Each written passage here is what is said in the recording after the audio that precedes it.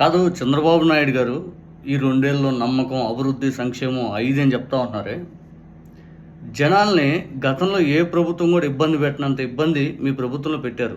ఇది వాస్తవం. రైతుల్ని యూరియా కోసం లైన్‌లో నించోబెట్టలేదా? రేషన్ తీసుకునే వాళ్ళని రేషన్ కోసం లైన్‌లో నించోబెట్టలేదా? ఆ!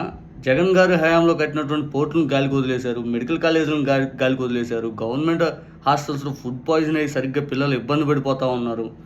ఆరోగ్యశ్రీని నిర్వీర్యం చేశారు. సీఎం రిలీఫ్ ఫండ్‌లో స్కాము, నిరుద్యోగులను మోసం, ఆటో డ్రైవర్లకి వాళ్ళ కడుపు కొట్టడం జరిగింది. మత్స్యకారుల సహాయం పూర్తి స్థాయిలో ఎట్లా జరుగుతుందో మనందరం చూస్తా ఉన్నాం. రైతన్నకు గిట్టుబాటు ధర లేదు.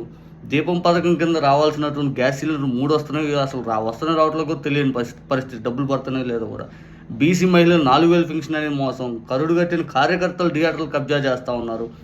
సొంత కార్యకర్తలు కూడా అసహించుకుంటున్నారు. గవర్నమెంట్ పరిపాలన ఏందిరా నాయన ఎట్లా ఉంది, ఆఫీసులు పోతే లంచాలకు అట్లా ఇబ్బంది పడిపోతున్నామని కల్తీ మద్యం ఏర్లే పారిస్తూ ఉన్నారు.